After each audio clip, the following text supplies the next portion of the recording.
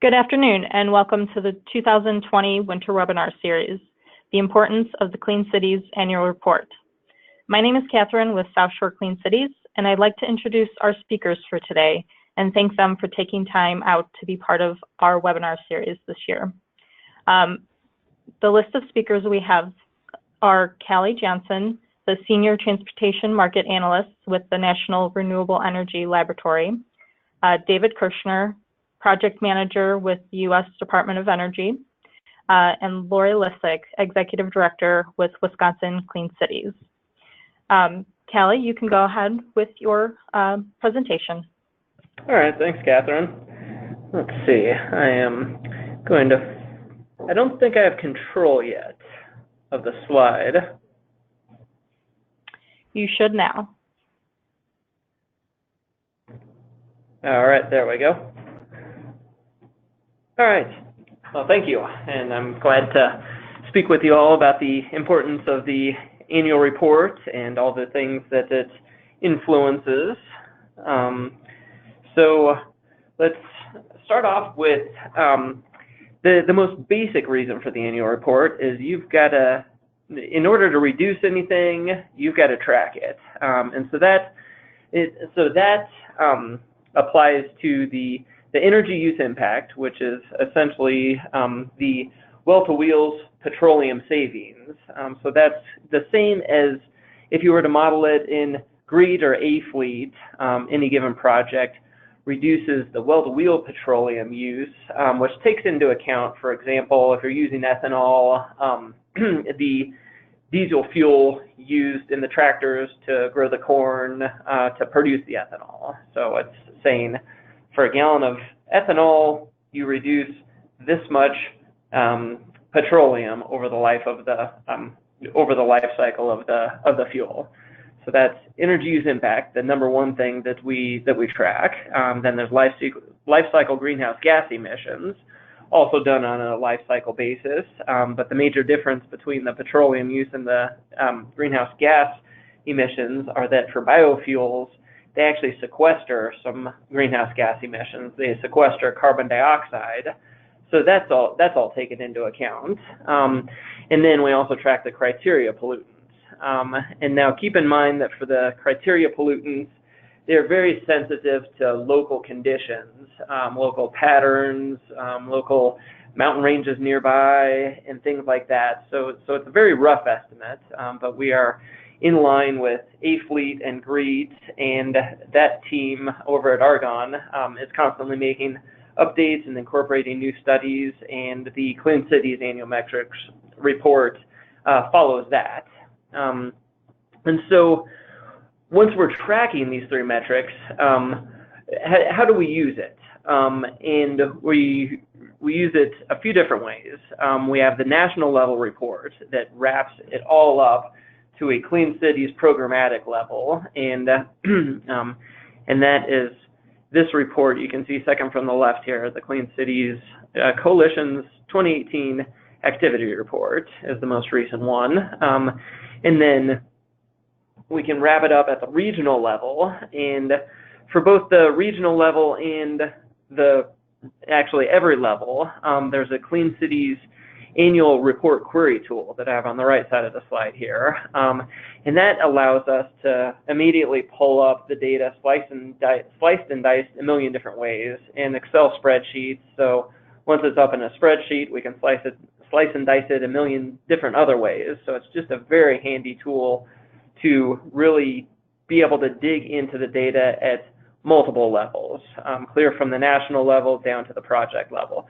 And of course, this is helpful for the regional managers because they can pull up the data at a coalition level as well, and at a regional level as well.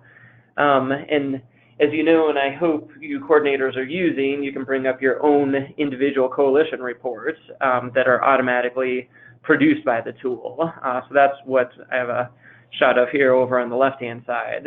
And the idea of that is to help you not only track your own coalition's progress, but also to be able to show the progress to funders and supporters, to really give them an idea of what what they're a part of and the good progress that you're making.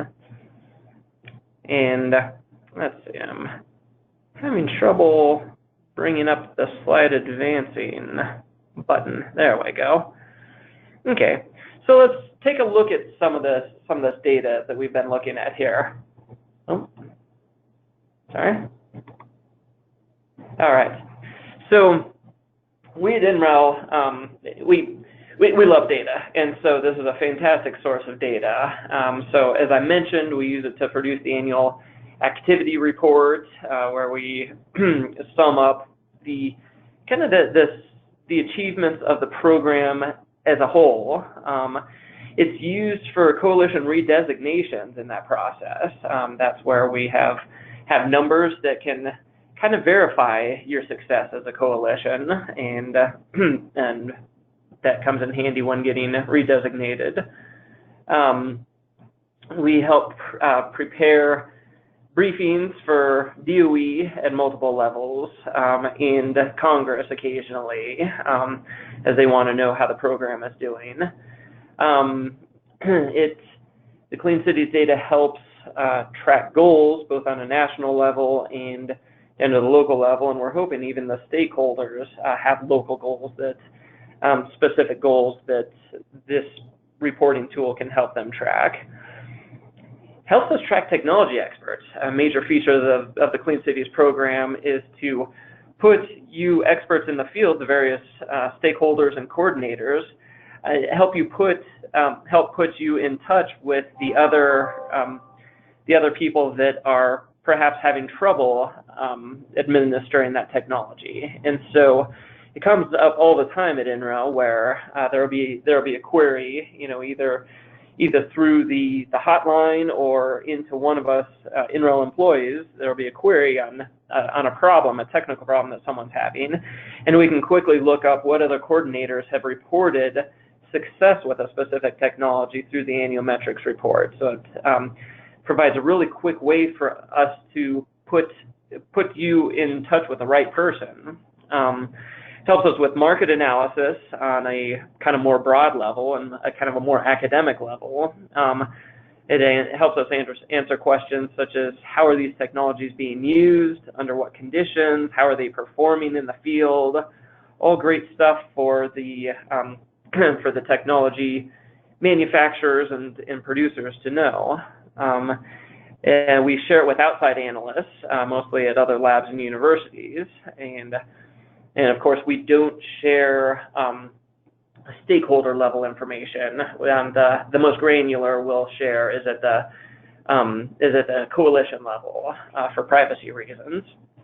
So those are some of the uses that NREL, some of the ways that NREL uses the data that you report into the annual reporting tool.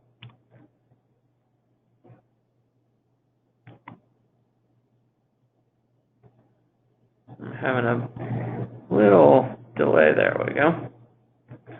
Okay, so to provide examples of what I just talked through on the previous slide, I want to show you at the national level. Some of the things we look at are, on the right, you have just broad patterns, such as here, for example, the greenhouse gas reduction tracking. And you can tell from when the coalitions started in 1994, you can see we're having exponential growth up to 2018 in the overall greenhouse gases reduced.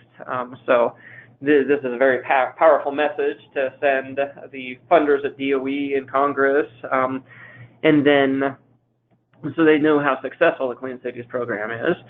And then on a market level, it provides insights to the different alternative fuel vehicles. And so the figure on the left you have here, you can see that you want to prioritize different fuels depending on what your goal is. So you can see that in 2018, if you look at the vehicle population, it was over a quarter E85 vehicles and almost a quarter plug-in electric vehicles, and then moving up through hybrid vehicles, biodiesels, they're becoming less populous. And so then if you want to prioritize your energy use impact or your life cycle petroleum reduction, you can see that CNG, which is that teal bar,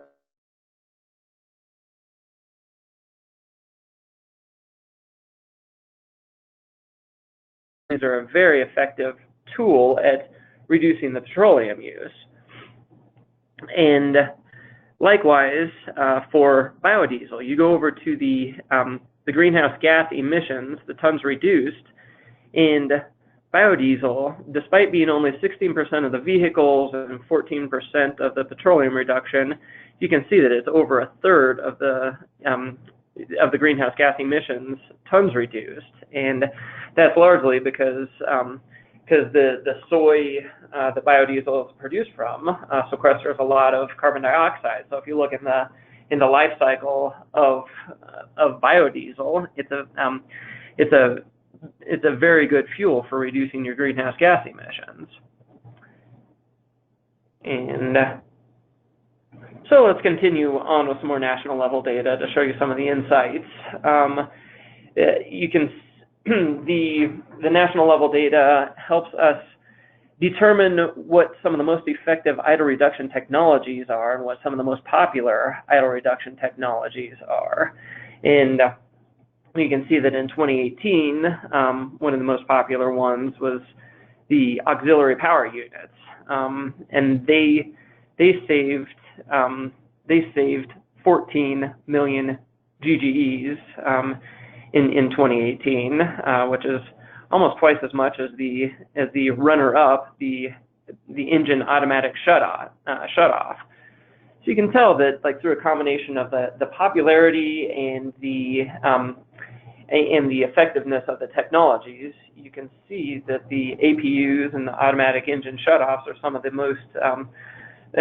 most useful tools out there being used in the marketplace. So you can see how this would be good information for decision makers to know, either at the fleet level or at a national level policymaker.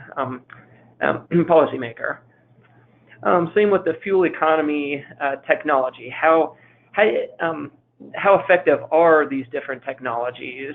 And so what you see on the chart on the right here are the annual GGE saved per vehicle, and you can see that the top bar is kind of a catch-all for more efficient vehicle, but you can see the second bar down, the technology is a hydraulic hybrid, and you can see that those are very effective at reducing the petroleum used per vehicle. And then after that, you have the low rolling resistance tires, and cylinder deactivation are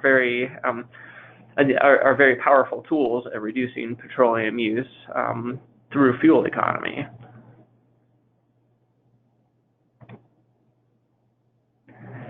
And so the previous charts that I've showed you are the technology already being used. How is it doing in the field?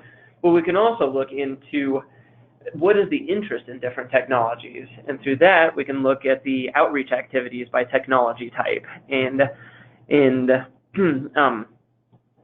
so that's kind of showing, it's kind of summing up what you coordinators throughout the nation view as the hot topics and what you're drawing the most crowds for. And so you can see in 2018 it was electric vehicles were the most popular outreach events, and then hybrid electric vehicles, after that natural gas vehicles.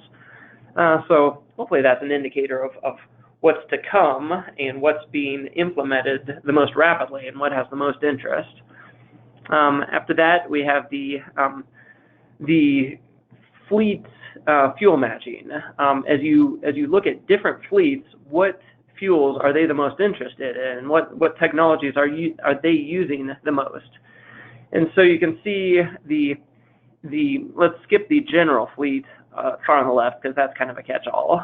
But you can see the local governments are using a lot of AFVs, and you can see that the purple biodiesel vehicles are the most popular for local governments.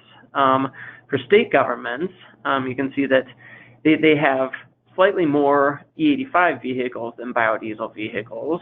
For corporate fleets, you can see that compressed natural gas vehicles are their vehicle of choice. For commuters, electric vehicles are their vehicle of choice. Utilities are using biodiesel the most. Federal government is using E85 vehicles the most. So it gives you an idea for which technologies are the most compatible with various fleets.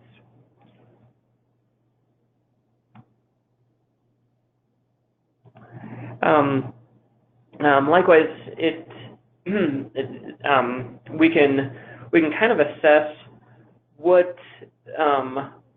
clean cities structures are doing the best on different metrics as well. And by structures, I mean your coalition type. Are you a nonprofit, a regional governing coalition, a government entity, things like that. So on the left of table 12 here, you have the coalition type. You can see the next column over the relative popularity of the coalition types, of which most of you are standalone nonprofits. You can see the average number of stakeholders by coalition type, in which the university coalitions have the largest number of stakeholders. The average funds raised, which you can see the city or county governments have access to the most funding. The average program impact in terms of gasoline gallons equivalent, that's more or less a tie between the standalone nonprofits and the government coalitions, government-hosted coalitions.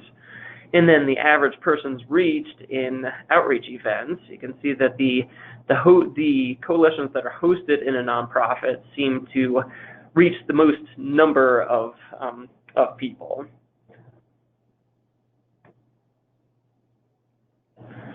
And the reporting tool also helps you estimate what you don't know, and this is at all levels.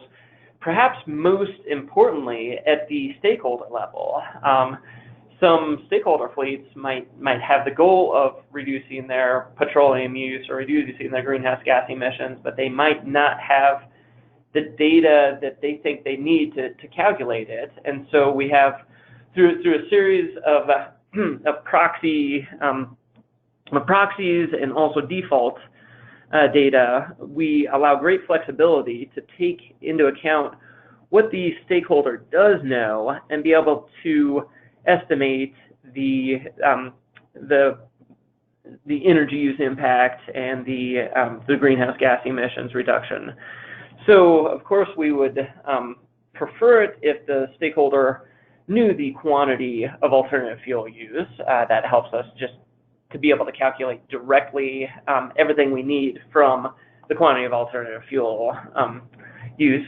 However, if they don't track that, we can also estimate that through a number of defaults by if the stakeholder knows their average fuel economy and their vehicle miles traveled, then we can calculate it. And if they don't know one of those, we have some defaults of what they are likely to be based on the fleet and vehicle type. When estimating the energy use impact or the petroleum reduction, we're in line with the A-Fleet and GREET tools. And as I said, we can estimate it from the alternative fuel used. And we also have defaults for idle reduction. For example, how many hours a day the average, let's say, semi-truck idles, the average fuel economy for a school bus, and things like that enable us to figure out the energy use impact of various fleet vehicles. And finally, the life cycle greenhouse gas emissions, which we calculate from alternative fuels used or from the defaults that I've mentioned before. And these calculations are also in agreement with A-Fleet and GREET tools. And that's all I have. So yeah, given that this is a recording, I'll skip over any questions and pass it on to Dave, or back to you, Catherine. Thank you, Caley, for that. We will pass it on to David. David, whenever you're ready, go ahead with the mouse. Yep, thanks. Okay. All right, thanks, Caley, for that valuable information. Just so you know, Caley is one of our go-tos for all things annual report. And thanks to South Shore and Wisconsin Clean Cities for having me. So I'm David Kirschner with the Department of Energy's National Energy Technology Laboratory. We're in Pittsburgh, Pennsylvania, a couple other locations, but anyways, I work in Pittsburgh. So here at NETO and DOE, I oversee a portfolio of transportation projects, which includes the work being done by regional Clean Cities coalitions. One of the major efforts that the Clean Cities coalitions undertake is the annual report, and that's what we're talking about today. So just a little background, I'm the regional manager for the North Central region. That North Central region is comprised of 12 states, and it has active coalitions in 10 of those. I'm going to go through them just so you know. They cover the state of North Dakota, Kansas City, Missouri, the state of Minnesota, Greater Lansing area, Michigan, the state of Iowa, the state of Wisconsin. There's 2 coalitions that cover the state of Indiana, Chicago, Illinois, St. Louis, Missouri. We also have an apprentice coalition in Kansas, and the region includes Nebraska and South Dakota, but we don't have coalitions there currently. So let me move on. Here, okay. So first off, what is the annual report? Caley kind of got into this, so I apologize for a little bit of overlap, but I do have some points I want to make. The annual report is a great way to document your work and have it reported and recognized on a national level. There's a national version of the report which gets published, and then coalitions have access to their individual reports. In total, this was on slide 8 of Caley's presentation. There's 80 coalitions currently in the U.S. that are designated by DOE.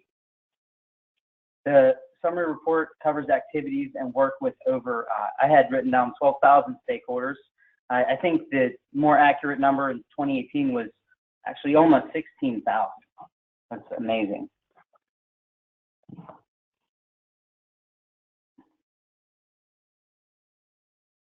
I think I'm having the same problem with the advancing that you did there, Caley. It's a little sensitive, so just push once and it's good. Okay. I think one more. I apologize for that. All right, so how's the report used? First off, the results from all of the reports are compiled, reviewed, and we kind of process them. NREL goes through the data and tries to work out any errors. We look at them. Caley mentioned that. The regional managers all look at these. There's 7 of us, and eventually the results are published. The results help to continue support funding for the National Clean Cities Initiative. We also use it to identify funding needs for related activities, funding projects, and even for tool development. Really the work that you guys are doing, and it helps to identify needs and gives us ideas for tools that we could come up with. I think some of the more recent tools that are being developed were like the idle box and telematics toolkit. And also the results are used to identify shifts in market and to aid in their development. So that was kind of like a general discussion on how it's used, but let me talk about why it's important to us, DOE. So coalition activities, their impact, and the energy used by fleets are all captured in this report. We use it as a tool. The annual report, we've been using it for 25 years. It's long served an important role in the Vehicle Technologies Office. Really, the results in this report is a key indicator of our program's work. The information helps DOE understand the market, the alternative fuel market, and also niche markets where the greatest impacts are being made. It helps us to measure the bang for the buck. It helps us identify coalitions that are blazing new paths, working on new grant opportunities, gives us a sense of how much money really they're helping to secure in their area and where they're making breakthroughs. We recognize coalitions at a national level every single year at our national meeting. Clean Cities coalitions have been working towards a common goal to increase their energy use impact from previous years, as you saw in Caley's presentation, and we continue to see historic progress. This progress aids coalitions retaining support from both us and also its stakeholders, 15,000 of them. This work helps to support ongoing funding from Congress, which we see reflected in the federal budget. And we've seen, it seems like we get solid results. The report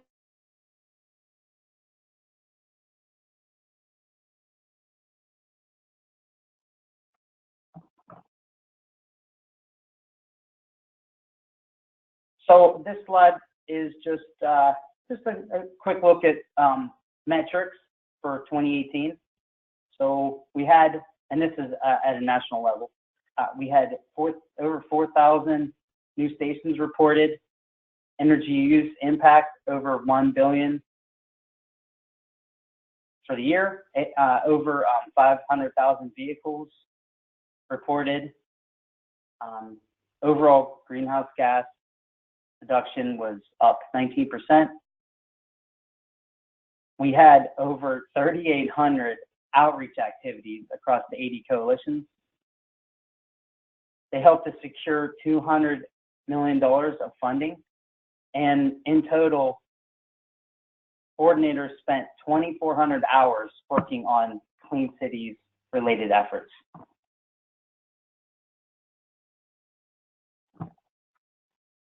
All right, so let's take a quick look at some regional metrics. This is just going to give you a taste of the region's work, because if I was going to go over everything they did, it would take a very long time.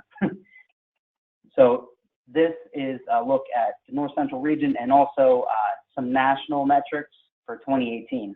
So going down the list here, you'll see I have all the fuels listed as well as electric. And I'm just going to jump down to the summary.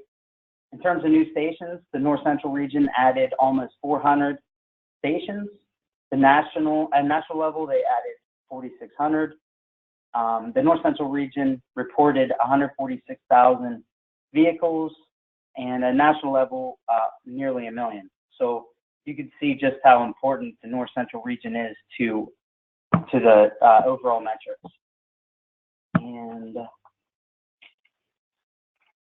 that's about it for me. I'm going to turn things over to Lorrie.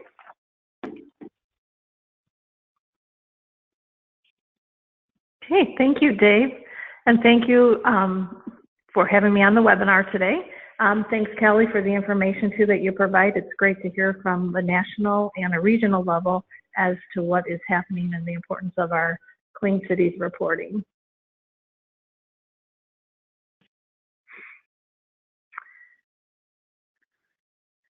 So I just want to talk to you a little bit about, on a local level, of how this report really helps us to identify our projects that our members and our stakeholders are currently undertaking, and it allows us the opportunity to assist them in developing new projects.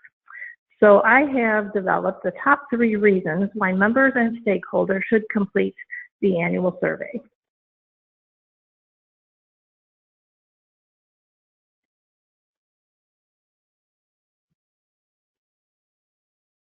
So the first one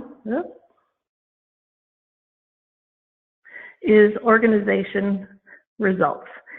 And this helps to identify your organizational results as a member of our coalition for the previous year. It can serve as a gauge to measure your results, and most companies have access to a variety of reports that help them to set goals. However, this process might help you to identify different areas of your company operations that you might be overlooking, and it can be important as you focus on return of investments, fuel savings, greenhouse gas emission reductions, and the implementation of alternative fuels, vehicles, and technologies into your fleet.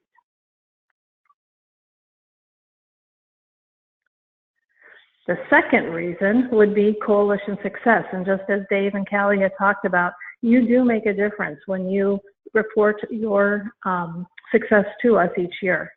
This report helps us as a coalition and as a national program to gauge our successes. This information is vital to the success of our local Clean Cities organization. However, this information, when aggregated with data from around the country, shows a much larger picture of the impact of the Clean Cities program. The statistics that are derived from these reports may be used to determine potential funding opportunities and also have a significant impact on the funding for the national program. So by filling out your annual survey or annual report for the Clean Cities Coalition, you are making a difference in the Clean Cities program. And the third reason it's important to complete your annual report is recognition. We love to recognize the successes of our members. We use the calculations from these reports as the catalyst for our annual stakeholder recognition program. Each year, our members are recognized in front of their peers at our annual meeting. This recognition is important to our members and our coalition. It helps to show the impact that our coalition with our successful partners and members is making on our state, region, and country. Together, we are making a difference. And as a reminder, our deadline for this reporting is March 16th. So we need your help in getting your data no later than March 2nd. All of our members and stakeholders will receive an email with an Excel spreadsheet to complete.